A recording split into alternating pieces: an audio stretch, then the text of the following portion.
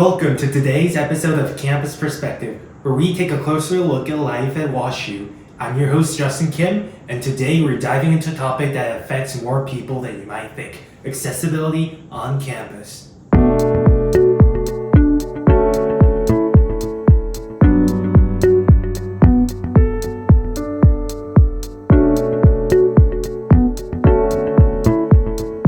Automated doors are one of the most noticeable accessibility features here at WashU. These doors can be found in nearly every building on campus, from lecture halls to dormitories. Activating them is very simple. A press of a button triggers the motorized system, and the doors open automatically. What stands out is that the activation switches are thoughtfully placed at a height accessible to individuals in wheelchairs. During my observations, while I wasn't able to visit every single building, I found that each entrance I did check had at least one automated door system in place. And notably, I didn't encounter a single one that was broken or out of service. However, there are areas for improvement. One surprising discovery was the lack of automated doors in campus bathrooms.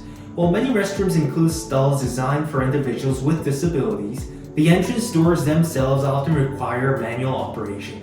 These doors tend to be very heavy, and if I were in a wheelchair, I imagine I'd face significant difficulty opening them. Certain lecture halls also lack these automated systems, like Simon 1, for example. Despite being one of the largest and most often used classrooms, it surprisingly lacked automated doors on its entrance. From another perspective, automated doors can pose challenges for some non-disabled individuals as well. For example, my own mother often found it difficult to push these heavy doors open manually. She frequently opts to press the button and wait for the doors to open automatically, which, unlike the swift sliding doors you see at stores like Target, tends to be a very slow process. Nevertheless, these automated door systems significantly enhance accessibility for individuals who need them, and overall, WashU has implemented them effectively across campus. Ramps are more traditional forms of accessibility, simple, effective, and essential. WashU has installed ramps in most areas, providing a non-technological solution that enables people with mobility challenges to navigate spaces without using stairs. But ramps have their own limitations too. They require a lot of space, which makes them difficult to install in narrower areas. In places where space is tight or where the terrain is particularly steep, ramps are either absent or designed in a way that takes users a long way around. A great example is a ramp in front of Bear's Den on South 40. Due to the steep slope and limited space, the ramp zigzags back and forth, creating a longer and more time-consuming journey for those who rely on it. That said, I was impressed to find that WashU has structured many pathways so that nearly every location accessible by stairs can also be reached by a ramp, though it sometimes requires extra time and effort.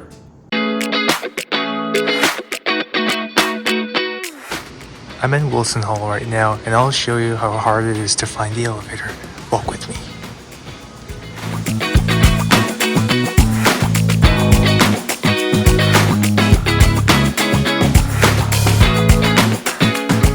While ramps and automated doors are important, elevators are the most critical accessibility feature inside buildings. Without them, it's impossible for individuals using wheelchairs to move between floors. This aspect of accessibility is particularly complex at WashU. In every building I visited, there was at least one elevator available, but finding them wasn't always easy. Many elevators are tucked away, not immediately visible, and in several cases there were no clear signs pointing in their directions. Take Simon Hall for example.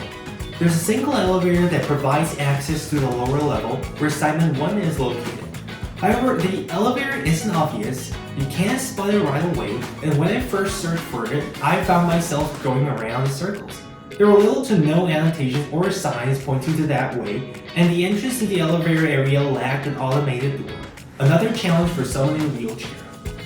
It's also important to recognize that many elevators were installed after the buildings were originally constructed, which explains why they're often in less than ideal locations.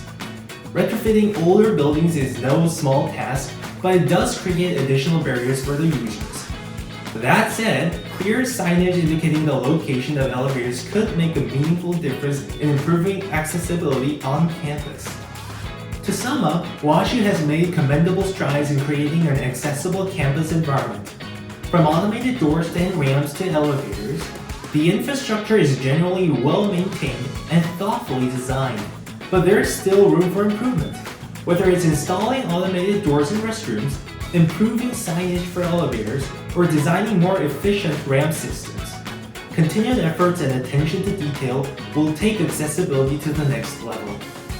Thank you for tuning into Campus Perspective. I'm Justin, and until next time, take care.